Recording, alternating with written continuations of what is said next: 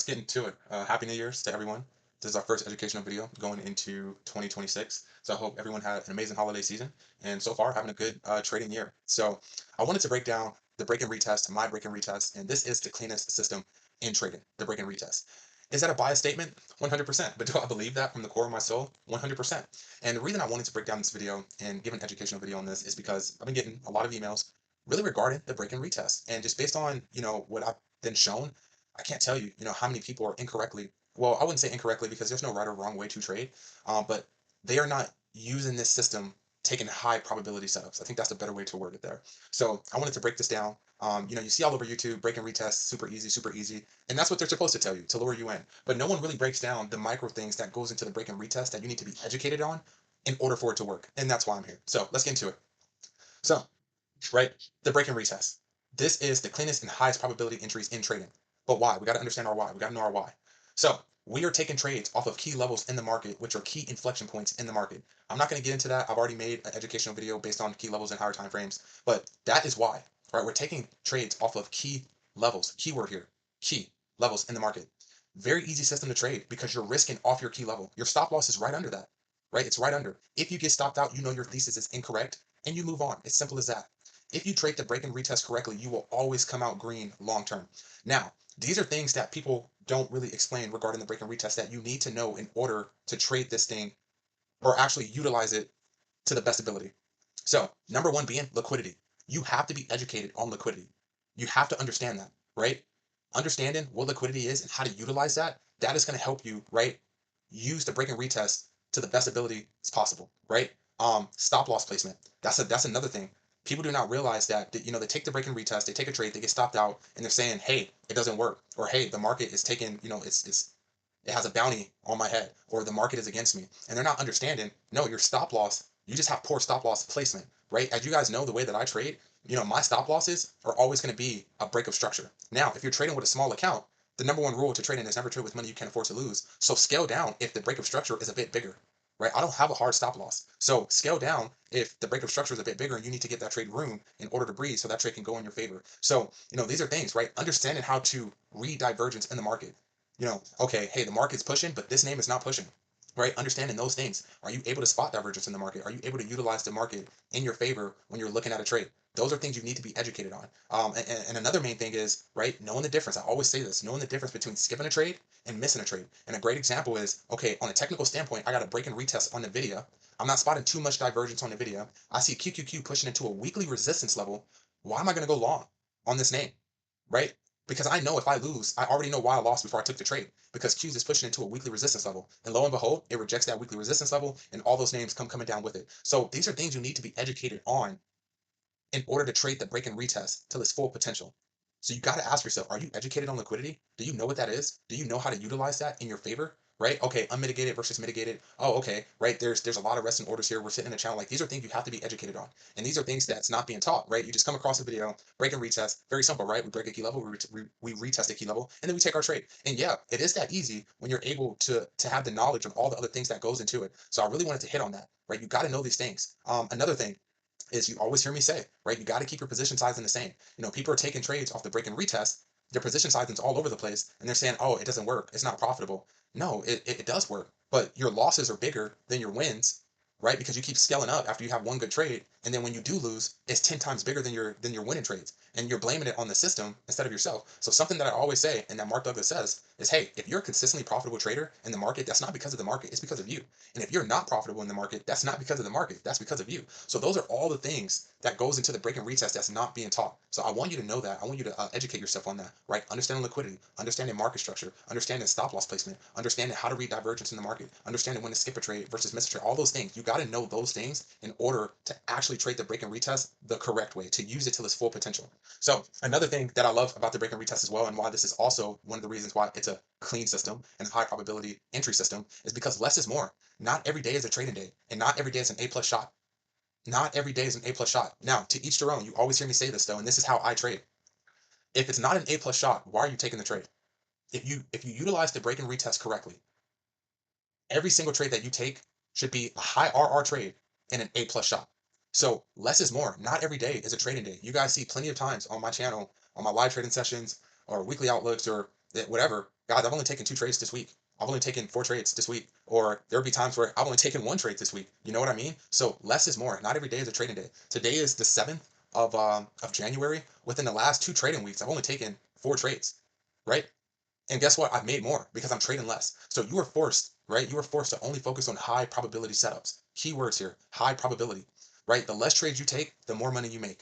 My system forces me to sit on my hands and only take high probability shots. So, right, I'm giving you these videos in order, right? I've already made you an educational video on the importance of journaling and how to journal. Everything that I'm saying based on my system are factual statements. I have evidence, I have data to back that up, right? 8 times out of 10, I'm gonna win my trade. That's a factual statement. On average, I have about 3 trades a week. If it's a really good week, I've had 4 trades that week, Monday through Thursday. Really statistically speaking, comes out to Monday through Thursday. But based on my data, I only take about 3 trades a week. So waiting pays you more. I promise you that much. And we're gonna get into a visual at the end of this video, and I'll explain that on why. So what is the break and retest? We got to know what it is, right? And what we're looking for. So my goal here, like I said, with everything that I'm teaching you is to keep everything as simple as possible. People love to overcomplicate things so they can sound like Einstein. No, it really is simple. So the breakout, right? Price breaks a key level with intent, showing us a strong signal that in that moment, the bulls or bears are showing their hands. Let's not have selective hearing. Listen to what I'm saying. I said bulls or bears are showing their hand. I didn't say they're in control. I didn't say they've taken over that level. So that is the breakout. Okay, hey, the bulls or the bears, right, whatever way we're looking to trade, they're showing that they're here. They're showing that, hey, I'm here. I'm looking to take over. I haven't confirmed that I've taken over yet, but hey, I'm signaling that, hey, I'm here. So they're showing their hand. Now, the retest. Price is pulling back to retest that same key level it broke out of. We are looking for strong buyers or sellers to step up at that level to continue in the direction we are looking to trade in. This is where we want to see our key level hold and price continues in the direction of the break. I've already made an educational video on how to read this, right? Go look at that, go watch that, go study that on how to trade the break and retest and how to look for confirmation on your entries. Everything that I'm saying right here, I've already given you a video on that, right? It's all in there. Now, the point, it's simple, right? I don't trade or chase breakouts. I trade confirmation. Key word there, confirmation. I don't trade a breakout. If you're trading a breakout, but you say you trade the break and retest, you're not trading your system correctly.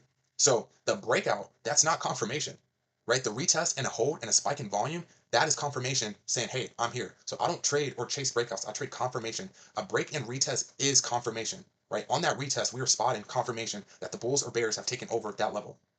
Now, why does the break and retest work? We got to know the why. Why does it work? Like I said, you have to be educated on liquidity, right? There's plenty of times that you hear me break down liquidity during my live trading sessions. I'll explain that here in a little bit. So liquidity is cleared on the breaks, right? This is price breaking a key level, triggering stop losses, filling large orders, and clearing liquidity for big players after late buyers or sellers are getting trapped. What do you guys always hear me say? What do you always hear me say? Hey guys, I understand what I'm looking for here. I'm looking for a pullback long entry. We failed under this key level. I understand that these are bears getting squeezed out of their positions for a loss. And what does that do? That fuels that move higher. You got to understand that. So I need that, right? I love that. I love the impulsive traders. I love the traders who can't follow their rules, follow their system, because I make money off that. And guess what? The big traders, the hedge fund traders, the institutional traders, they make money off of us retail traders. Why? Because they know, hey, these guys are getting trapped right now. And what does that do? That's fueling the move higher in our position. So what we want to do, we want to wait. We want to sit on our hands. We want to wait for them to get trapped. We're going to shake them out. We're going to get them scared out of their positions. And guess what? Now the big move is about to happen. So you always hear me say, hey guys, I understand what's going on right now. We're pulling back here. I'm seeing some signs of buyers, but hey, we pull back. What are my favorite setups? Once again, right, I've given you an educational video on how to play pullback long entries versus playing the confirmation with momentum. I'm giving you these things in order so you can learn these things, right? So my favorite setups ever, because I know exactly what's happening in that moment, is if I get a break and retest, buyers show their hands on the retest, but we ended up felling that level pretty hard, and we reclaim it, I already know what's going on, right? We see it every single day. We reclaim a key level after it broke, and it just fuels to the upside. That's not a coincidence. That's happening every single day. So liquidity is cleared on the break. You got to understand that. Institutions defend the level on the retest. Large market players, institutions, wait for confirmation of significant price movement before entering the market. This avoids false signals of a key level actually being taken over by the bulls or the bears, right? You got to be patient. That retest, like I said, I gave you a video on how to spot that, how to read that on that retest, right? You're looking for that spike in volume. Of course, there's other moving pieces that go into play. What is the overall market doing, this and that? What is that name doing on the higher time frame? Those are other pieces that goes into it, but that's mainly overall what you're looking for. And then, as I always say, this is the most important. I do not trade from a win or loss perspective. I don't care about that. I don't control that. If you let your trade play out, right? Don't trade your P&L, trade your chart, and work in your favor. Your wins will always be bigger than your losses. it will always be bigger than your losses. You have to ask yourself, how many trades have you sold because you looked at your P&L, your unrealized P&L, you saw how quickly you were up, you hit the sell button, you were happy to end the day green, and the trade just kept ripping in your favor. That's you trading your P&L, not your chart. So if you let your trade play out and work in your favor, your wins will always be bigger than your losses. If you respect, I'm a great loser. That's the thing, right? If you respect your stop loss and cut it, you will have controlled losses. Keyword here, controlled. Focus on RR, not wins or losses. The number of wins and losses don't matter. Your RR matters. How much are you risking in order to make X amount? Right? That's what's important. You can end the day green and have a 3% trade. Technically, you won the day. Technically, you ended the day green. But is that really a good trade? Is that a really good RR trade? To each their own, right? There's no right or wrong way. You got to ask yourself that. Now, you see I have here, respect your stop loss. One of the main things that I believe makes me a great trader, right? Everyone has their own opinion. For me, is I'm a great loser. I'm a great loser because I understand every loss that I take puts me one step closer to a win, right? I can go on a losing streak and not blow up and go on tilt. So you have to respect your stop losses. That's very important. And if you respect your stop losses on the break and retest, you know your thesis is incorrect. You will be profitable over a long period of time. Now, marking out correct key levels. I'm going to hurt some feelings here, fellas. So I'm very sorry. Forgive me in advance, right? Just stick with me. And I'm going to explain this at the end of the video and give you a visual on why this is. I've already explained this in my higher time frame key level video. So I'm not going to go over it too much, but I will hit on it just a little bit. So understanding the importance of key levels. Key levels are so important. You're putting your hard-earned money on the line based on these levels. Think of it that way. My key levels are so important and I have so much trust in them. I'm risking $20,000, $30,000 on a trade. That's how important my key levels are. So think of it that way, right? You got to understand the importance of key levels and what that is. Marking out the correct key levels. They're so important. You're saying, hey, I'm willing to put $2,000, $1,000 on the line off this key levels. Fellas, everyone, listen to me. Stick with me, right? Stick with me. Previous day highs, previous day lows, pre-market highs, pre-market lows, ORBs, those are not key levels. I'm sorry.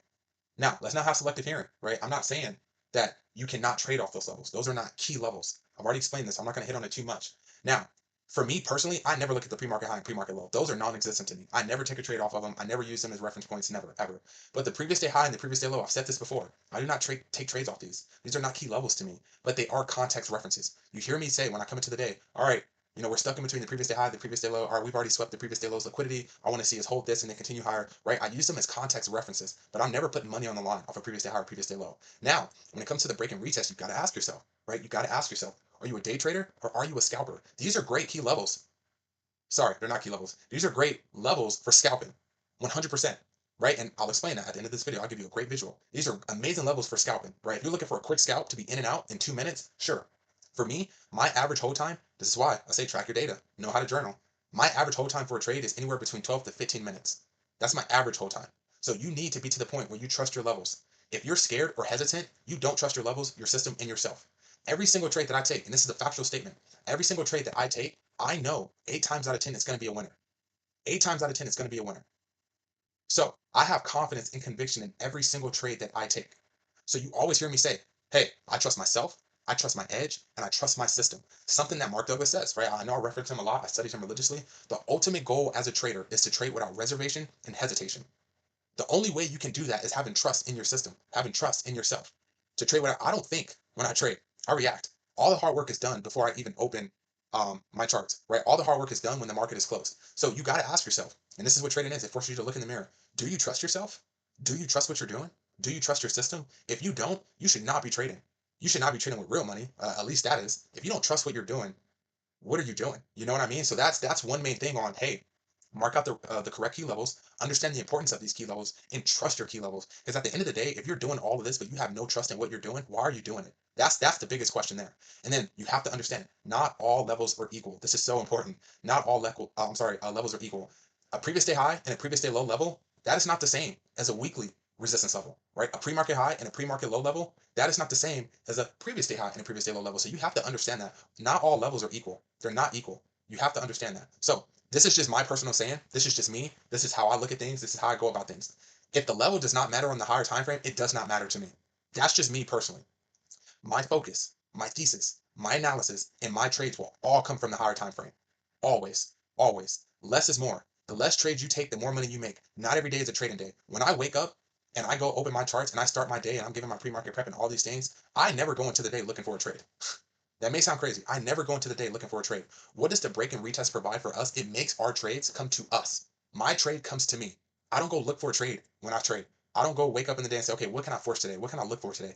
You always hear me say, well, there's nothing sitting near my key level, so I'm not taking a trade. My trades come to me, right? I can sit on my hands for 3 days, for 4 days, for 5 days, and do absolutely nothing. You always hear me say, one of the most hardest things for beginner traders to do is show up and do nothing.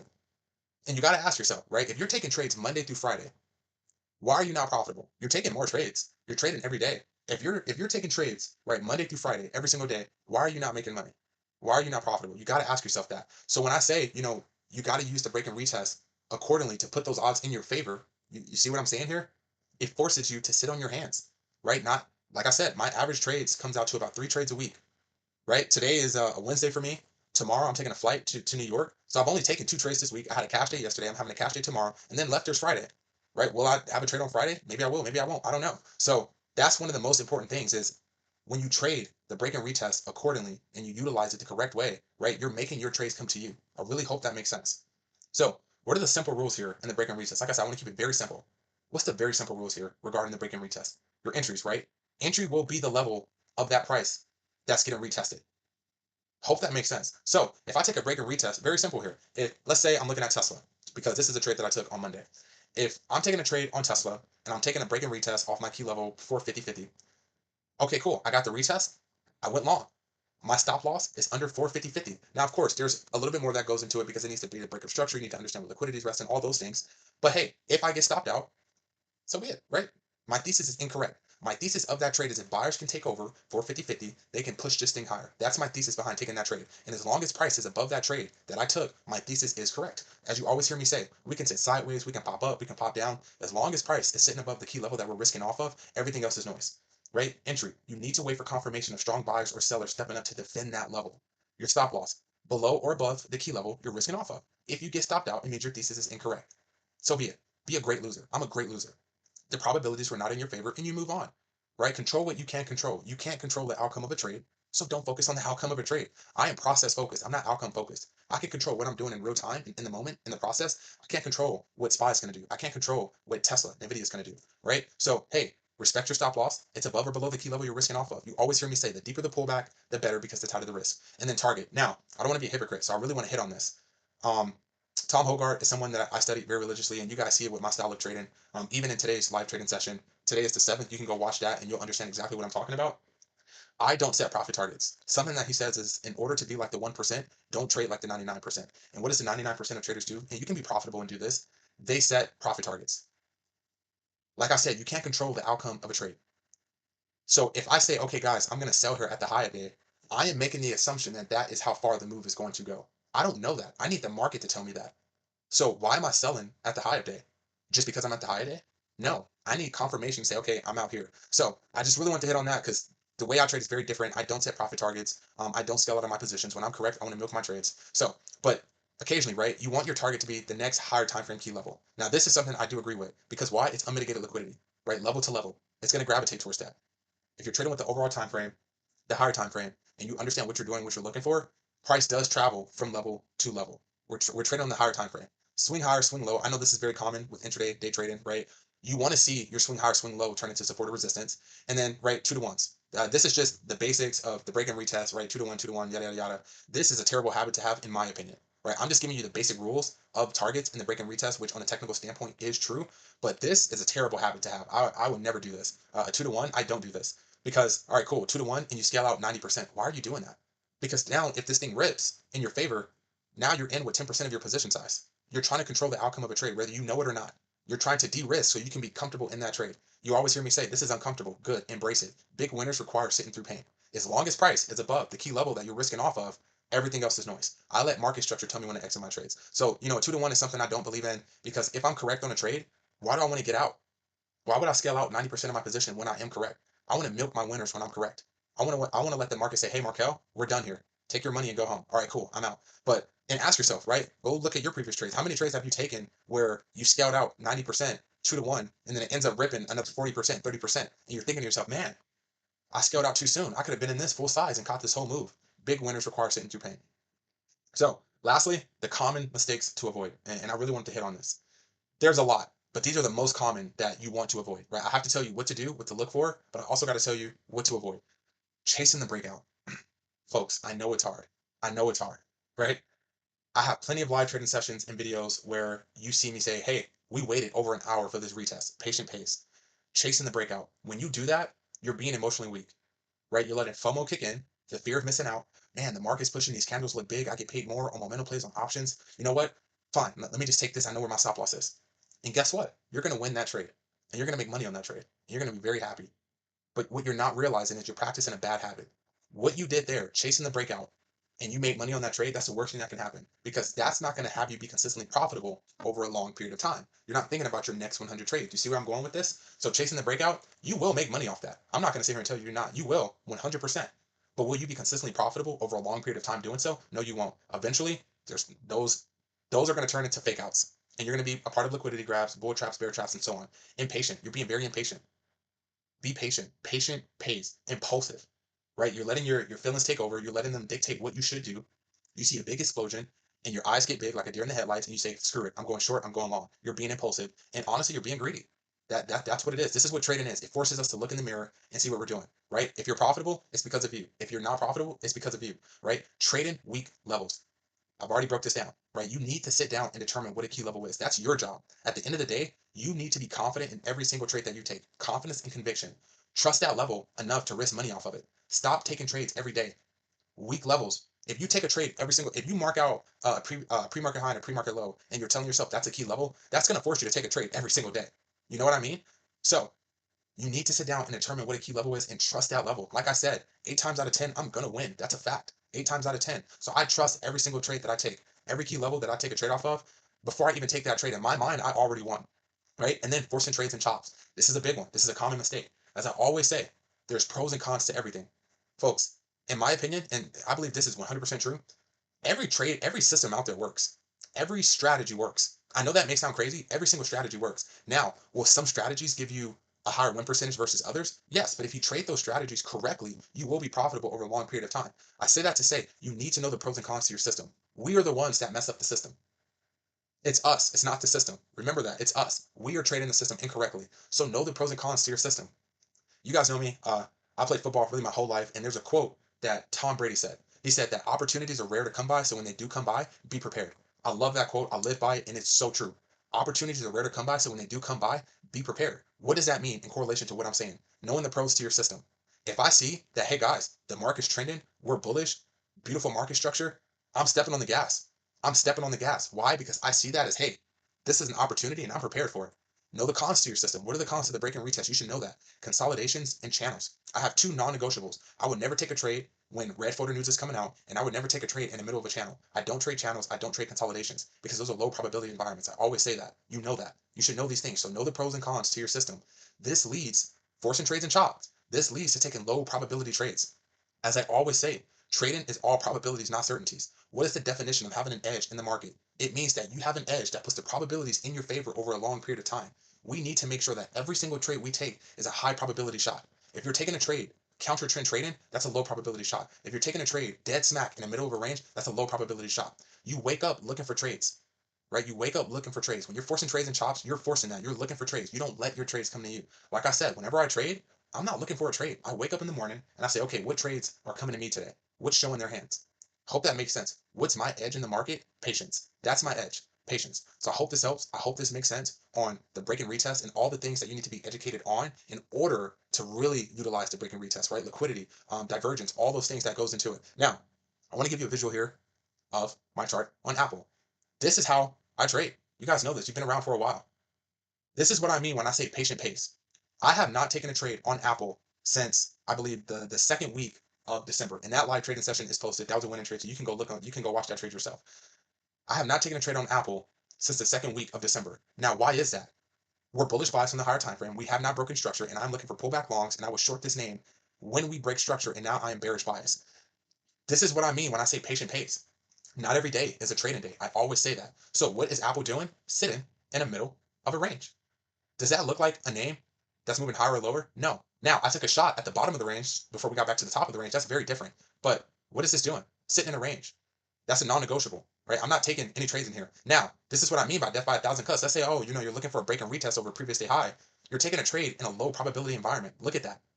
See what I mean here? Now, what are we doing? We're pulling back. Buyers haven't stepped up and showed, they're defending and taking over a key level. So I haven't got an opportunity to go long yet. All we got to do is look left. So I'm just looking for reclaims until we break structure. Until then, I'm not shorting this name. Now that I showed you that, and this is how I trade, higher time frame key levels, I avoid channels. That's a non-negotiable, right? Those are low probability environments. That's what I mean when I say, hey, less is more, and you get paid for your patience. Because when this trade does set up, and I take my shot, my high probability shot, I'm gonna get paid for that. So it's been what, a couple of weeks since I've taken a trade on this name. Not every day is a trading day, right? You can see we're moving higher. This is healthy pullback. Now we're just waiting for the dip. If we get the dip, hope that makes sense. Now let me zoom in here and show you no key levels. Don't know what you're looking for, and then we're just gonna mark out right non-key levels. Stick with me. All right, we got our previous day high, previous day low.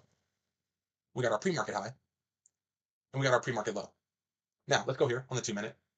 Now look at this. Okay, look at this. And this is just what I'm trying to explain to you. Now, since this is a very big opening print candle, right? This is our 5-minute ORB. When you look at this, you say, okay, perfect. I got a break and retest over the pre-market high. Good displacement. I got the reset on a hammer stick candle. I'm going to enter this trade. I'm going to target the high day. I'm going to target the pre-market high, and I'm going to see if this thing can continue higher. You're not taking a trade off a key level. So you take that shot, and then you get stopped out, right? Then you get stopped out. Now, you got your pre-market low here. I'm sorry, your previous day low, which is 261.40. That's your previous day low. So what do you finally see during the intraday? Okay, buyers are defending this. They're defending this previous day low. We keep bouncing. All right, crap. We finally got the break, and we got the displacement here. So what do you see? The retest here, hammer stick candle. You're telling yourself this is the shot, right? We're getting a break and retest under the previous day low. This is a high probability shot, right? You take your trade, and what does that do? You're counter trend trading. You get squeezed out of your position for a loss, and that fuels that move higher. Now, like I said, you can trade off these levels for a scalp because this looks like a great trade, right? You got a hammer stick candle, you got to push into a lower day, 260.90, new low. You're thinking, man, I just took a great trade. This is a great trade for a scalp, depending on how big your position size is, right? You just took a trade off of 261.40 and you got to push into 260.90. Man, on a $100,000 position size or more, oh, that's a great trade. That's a great trade. So I just wanted to give you a visual on, right, how all these looks like a trade when they're not a trade, right? Let's clear this up. I'll give you one more. Let's go, just pick a day. We're gonna go here. Just gonna go to the previous day. Got your previous day high, right? Previous day high, previous day low, pre-market high. And then you're telling yourself, oh man, I love the confluence here because the pre-market low is also the previous day low. That's a great confluence. That's what you're telling yourself, right? So then you come in, stick with me now. This is a very big candle. Just giving you guys some visuals here on, why I don't trade off these levels and how, right, I don't counter trend trade and how these can be low probability setups, right? Keep in mind, great for scalping. So, right here, sure, you probably got this is your first 2, 4. So really here, your 4-minute, I'm sorry, your 5-minute ORB, 2, 4, right there. So you see this and you're like, okay, cool. To the downside, we got to be more aggressive. So instant breaker retest on the previous day low. That's something that I don't believe in, right? So sure, maybe you catch that. That's very aggressive. That's a very aggressive entry. And then you get your break under the 5-minute ORB. So you're thinking, okay, I'm waiting for the retest here. You take a shot here, right? You get a pop into here. You get a hammer stick candle. You go short. You instantly get stopped out, right? Then it sets up again, right? And now you're looking for it again. You get stopped out. You see wick stepping in. You get stopped out. We fall under, right? You take this. Then you maybe, right? If you take this probably be your third or fourth shot. You're looking to target here, the lower day, and then see, okay, can I get a break and retest under the lower day? No. So you see what I mean here on how everything just looks like a trade, how these are not key levels, how it's just a bunch of noise that's distractions versus, right, going to my higher time frame. And now I just know, all right, cool. I'm just letting my trades come to me. Look at that. Very clean. I know what I'm looking for. I know what I'm doing. This is why 8 times out of 10, I win. Win percentages don't matter. Like I said, I'm never going to complain about winning more than losing. But I know coming into my trading session, well, this is all Apple's doing. So I'm not touching this name because there's nothing going on, right? Imagine trying to take a trade off a previous day high or previous day low in here, or pre-market high or 5-minute ORB in here. These are low probability environments, aka death by 1,000 cuts. So I hope you're able to learn from this. I hope this helps. I hope giving you a visual on this helps. Right, today was a solid day. Right, plan my trade, trade my plan. Uh, quick day, 2,000 on Nvidia, and guess what? I took that trade off a key level, trying to teach you these things, right? It didn't hold on the weekly. Like I said, this live trading session will be posted today. I got a break. I got a retest here off a weekly level, and I got to push into the side day. Textbook. I let the market tell me when to exit my trade. How did I do that? Because we did not hold the high day as support. We fell under it. And what do you know? That was a good loss because that led to a sell-off. Very simple, right? I'm practicing what I'm preaching. So I hope this helps. I appreciate the love, support. Please don't forget to like, subscribe, and just you got to work at it, right? You got to practice it. But these are the things that goes into the break and retest. One of my biggest pet peeves is you go on YouTube and they sell you this pitch as if it's ABCs, and it can be. It can be. As I always say, trading is what you make it, but you got to understand the things that goes into the break and retest in order for you to really utilize that system. Liquidity, market structure, divergence, all those things play a very key role. So hope you're able to learn from this. Like I said, I appreciate the love, support, and I will see you guys on the next one.